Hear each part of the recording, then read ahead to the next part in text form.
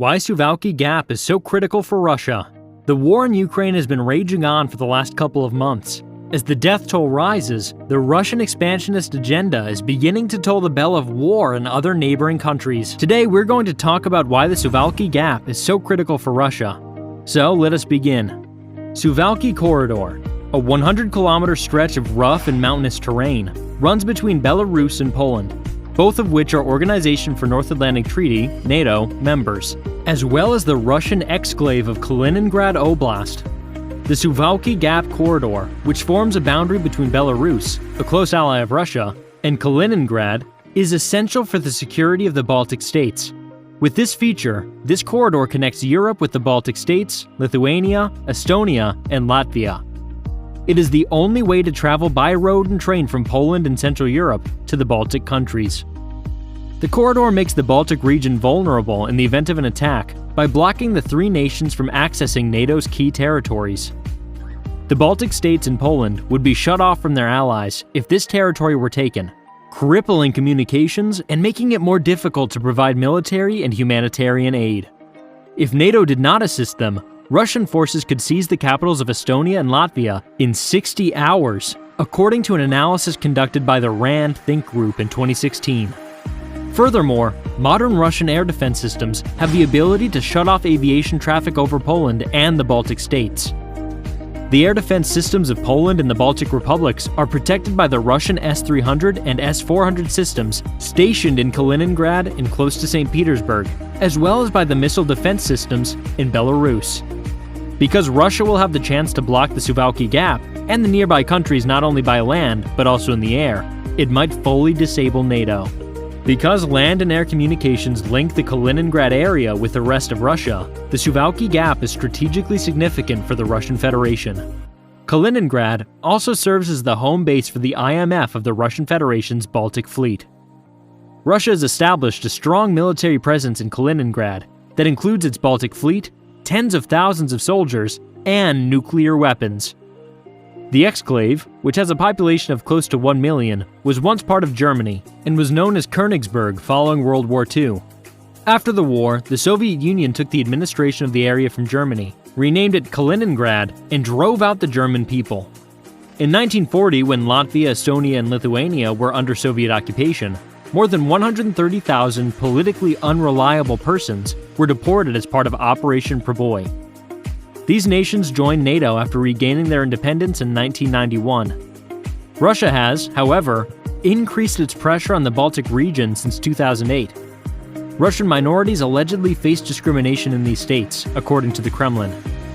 The Russian Federation and the Republic of Belarus performed joint strategic drills known as West 2017 from September 14th to September 20th, 2017. The training was classified as strategic, simulating a full-fledged conflict. Naturally, the Russian-Belarusian exercises drew criticism from NATO members. Before the exercises even began, Lithuanian President Dalia Grybauskaitė urged the North Atlantic Alliance to prevent the isolation of the Baltic republics from other alliance members in the event that Russia chooses to occupy the Suwalki Gap. NATO charged Russia with concealing the full scope of the exercises in October 2017. Around 100,000 troops were involved overall, according to NATO. NATO, meanwhile, continues to abide with the 27th of May 1997 Founding Act on Mutual Relations, Cooperation and Security between NATO and the Russian Federation, which requires member states to renounce the permanent deployment of the major military in Eastern Europe. Additionally, Russia should refrain from deploying military personnel in other regions of Europe. The invasion of Donbass, the annexation of Crimea, military drills conducted close to NATO partners' borders, and the subsequent large-scale attack on the entirety of Ukraine's territory are not instances of Russian abstention. Now, the creation of a land bridge between its forces in Kaliningrad and its protectorate Belarus would strengthen the position of Russian forces in the region. But what would be the NATO response to such a move? In theory, NATO should respond, but the Joint Defense Provision has only ever been used once, when America was attacked on September 11, 2001. That's one of the reasons why a service member typically receives a NATO medal after deploying to Afghanistan. Because one of the alliance's members had been attacked, the entire alliance was complicit in the invasion. But in that invasion of a comparatively weak authoritarian regime, NATO allies supported its most powerful member. The Taliban quickly crumbled because it lacked a sufficient air force and army.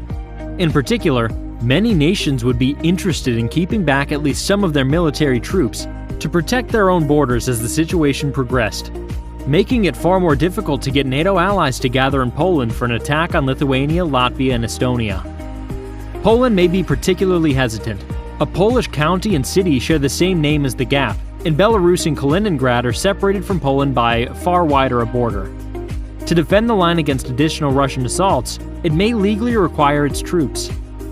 In the meantime, keep in mind how much pressure there is on Russia to re-enter the INF Treaty, which prohibits missiles of a specific range, particularly those that are capable of carrying nuclear warheads. Because they may endanger US and NATO ships in the Baltic Sea and army units approaching Suwalki from the south, several of the Iskander and Iskander-M systems that are most certainly in breach of that pact are kept in Kaliningrad. From any location in Kaliningrad, an Iskander launch could potentially cover the entire Suwalki Gap. Before they were discovered, some launchers could alternately shoot and move. The invasion force of Russia would be north of the chasm, conquering the NATO nations and erecting defenses in advance of the NATO counterattack. So let us now give you two scenarios. The preservation of contemporary borders will be the best course of action. That is the current situation in the area. A military conflict between the alliance's member nations and the Russian Federation is still discouraged by the NATO military deployment in Poland and the Baltic states. Additionally, the Russian defeat in Ukraine and the Russian awareness that opening a path to Kaliningrad would well spark World War III can contribute to preventing hostilities from breaking out in Lithuania and Poland.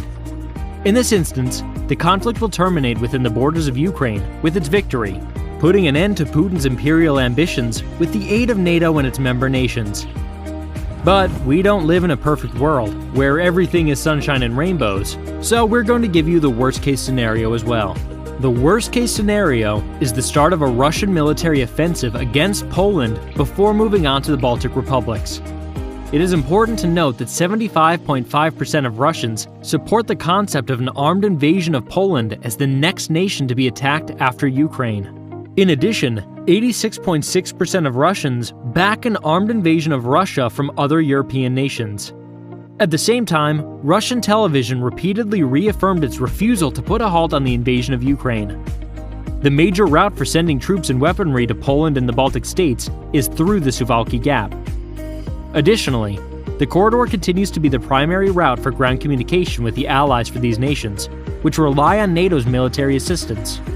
Well, both these situations seem a little too extreme. What's probably going to happen is that Russia will concentrate its efforts on Ukraine and will only look to the Suwalki Gap if it thinks there's a potential for a large deployment of NATO troops in Lithuania.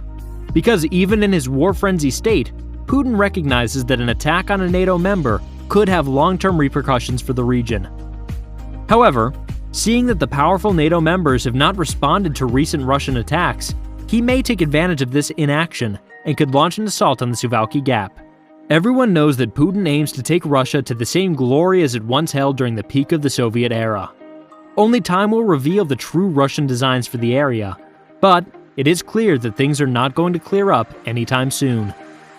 So that's all the time we had today, folks. I hope you enjoyed this video. Do not forget to subscribe to our channel, and do hit the bell icon on your way out. See you all next time, folks.